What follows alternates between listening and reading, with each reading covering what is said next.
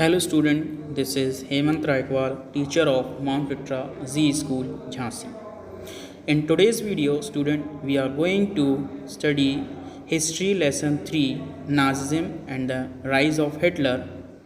This is lecture 3. In this lecture, we will study about the year of depression and the rise of the Hitler. The year of depression. The years between 1924 to and 1928 saw some stability. Yet this was built on sand.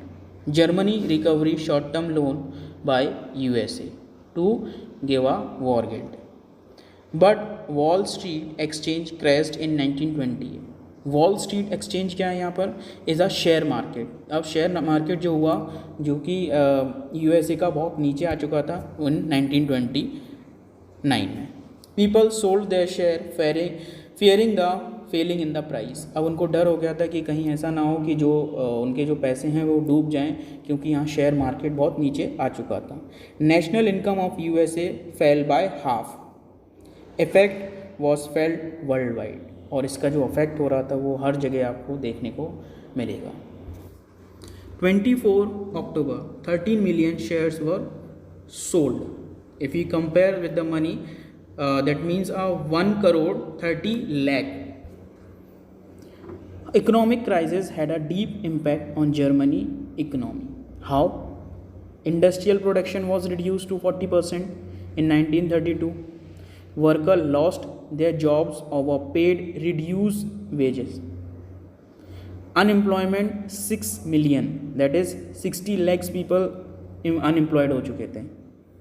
Criminal activity increase. अब जब job नहीं बची है तो यहाँ पर क्या करेंगे लोग क्रिमिनल एक्टिविटीज़ करने लगेंगे लाइक मर्डर, चोरी. Falling value currency. Income and saving of the people diminish. Currency की वैल्यू क्या हुई उनकी कम होती चली गई. इस वजह से जो पीपल की सेविंग्स थी वो भी बिल्कुल डिमिनिश हो चुकी थी. Business got renewed. Fall in the agriculture price affected dysentery. Feeling of proletarianization. It means to become impoverished to the level of working class. Means the standard of living was reduced. They were not able to maintain the standard of living. उनको standard नीचे आ चुका था क्योंकि वो बहुत ज़्यादा problem face कर रहे थे बिकॉज ऑफ इकोनॉमिकली और mentally both. Problems of economic depression had changed the political atmosphere of the Germany. How? Weimar Republic seemed to be offer no solution of these problems. The problem of economic depression has been increasing day by day and Weimar Republic giving a no solution of all these things because the Weimar Constitution had some inherent defect. इसके अंदर कुछ ना कुछ defect थे जो Weimar constitution था. Proportional representation. इसमें proportional representation का मतलब क्या होता है कि कोई भी एक पार्टी अपनी खुद की एक मेजॉरिटी नहीं बना पाएगी. लाइक खुद की एक पार्टी का किसी का भी ज़्यादा मेंबर्स नहीं होंगे. मिली जुली पार्टी बनेगी यहाँ पर. Always rule by the coalition. मतलब मैंने बताया ना कि एक मिली जुली पार्टी बनेगी. कोई एक पार्टी अपना खुद की. Article 48 give president the power to impose emergency, suspend civil rights and rule by डिस्ट्री.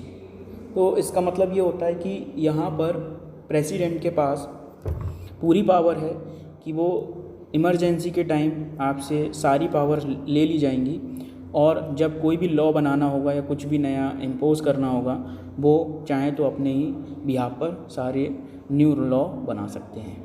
We can say vulnerability to dictatorship. तो यहाँ पर आप कह सकते हो कि यहाँ पर आपको अगर यहाँ जब डिक्टेटरशिप भी बोल रहे हो यहाँ पर और एक आप डेमोक्रेसी के लिए भी बोल रहे हो तो ये गलत हो रहा था यहाँ पर. At the same time people lost confidence in democratic parliamentary system.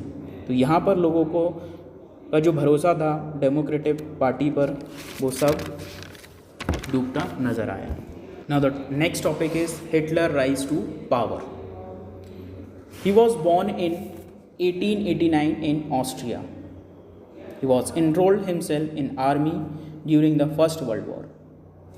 As a messenger, ये एक फर्स्ट वर्ल्ड वॉर में आर्मी के अंदर जॉब करते थे।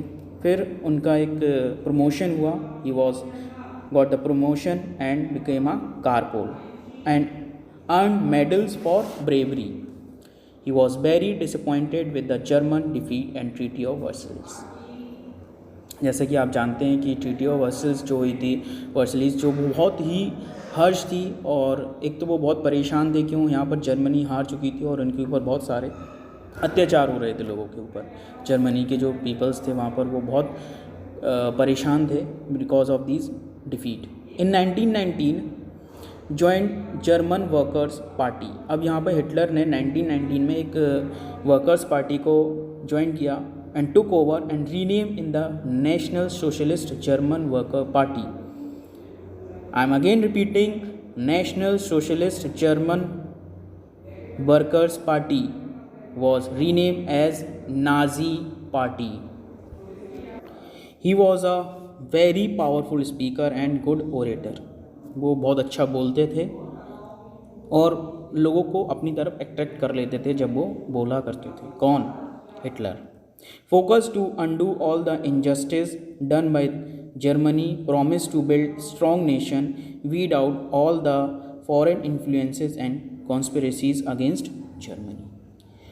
और इनका जो मेन एजेंडा था कि जो भी उनके साथ जर्मनी के साथ गलत हुआ है या जो भी फॉरेन पॉलिसीज़ थी वो सब यहाँ पर बंद कर देंगे। He had a plan and his own vision to achieve. अब आप सोचेंगे कि सर ये पॉलिटिक्स में कैसे आए, इनके पास पावर कैसे आई? चलिए हम देखते हैं। In 1923 he plan to seize control of Bavaria. Bavaria क्या है? ये बवेरिया एक ऑस्ट्रिया से लगा हुआ एक स्टेट मान लीजिए, एक प्लेस छोटी सी है, उसको ये कब्ज़ा करने में सोच रहे थे। I am going to show you in the map, wait आगे अभी मैं दिखाता हूँ आपको। March to Berlin and capture power. और ये सोच रहे थे कि मैं एक छोटा एरिया पे पहले कब्ज़ा करूँगा, उसके बाद धीरे धीरे सारे एरिया पे मैं कब्ज़ा कर लूँगा।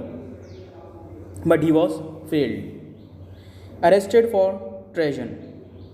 इनके ऊपर एक देशद्रोही का आरोप लगाया और इनको जेल में डाल दिया गया। Because of his good behaviour he was arrested for the 5 years। मतलब उसको 5 साल के लिए सज़ा दी गई थी, लेकिन उनका कुछ अच्छा बिहेवियर था इसलिए इनको 9 months के अंदर ही छोड़ दिया गया। After release struggle for power, he again struggle for powers. 1928 elections, Nazi party got 2.6% votes in Reichstag. सिर्फ इनको कितने मिले थे? 2.6%. And in 1932 election, Nazi party got 37% votes in Reichstag. Now you can see the difference. In 1928 they got only 2.6%. Now in 1932 they got 37% votes in Reichstag. Reichstag is the parliament. So in this map you can see the Bavaria. It's near to Austria. During Great Depression, Nazism became a mass movement. Why? Because of Nazi propaganda and promises which Hitler made. उन्होंने कुछ promise किए थे लोगों से, इस वजह से लोग उनको पसंद करने लगे। Became the largest party in parliament. जो नाजी पार्टी थी वो सबसे बड़ी पार्टी बन गई थी in the parliament. Nazi propaganda and promises made by Hitler gave him a chance to rise. अब उनके जो प्रोपोगेंडा थे और प्रॉमिस थे तो हिटलर को इससे बहुत फ़ायदा हुआ और वो आगे बढ़ते चले गए। न्यू स्टाइल ऑफ पॉलिटिक्स, उनकी एक न्यू स्टाइल पॉलिटिक्स थी, वो एक नए तरीके से काम कर रहे थे। Using rituals and spectacle for mass mobilisation, massive rallies and public meeting, बहुत अच्छी तरीके से मैसिव रैलीज निकल रही थी एक in a mannered way. Red banner, swastika, Nazi salute and ritualise round of applause. जब वो लोग रैलीज निकलती थी तो लोग उनके लिए तालियां बजाते थे और बहुत ही शानदार तरीके से वो काम कर रहे थे। This all was done skilfully to project Hitler as a मसीहा आ सेवियर। अब यहाँ पर लोग जो हिटलर हैं उनको एक मसीहा का नाम दे दिया as a saviour. This captured the imagination of people whose sense of dignity and pride had been shattered. अब जो लोग को बिल्कुल परेशानी में आ चुके थे और वो बहुत परेशान थे, उनकी डिग्निटी बिल्कुल नीचे आ चुकी थी, अब उनको एक होप मिला कि अब हम फिर से आगे बढ़ेंगे. So student, if a question asked in the exam, write the Hitler's rise to power. If you write these 3 lines at the last of the answer, then your answer will be completed. The lines are: therefore the crisis in the economy, polity and society form the background to the Hitler rise to power. Thank you student. Hope you all enjoyed the video.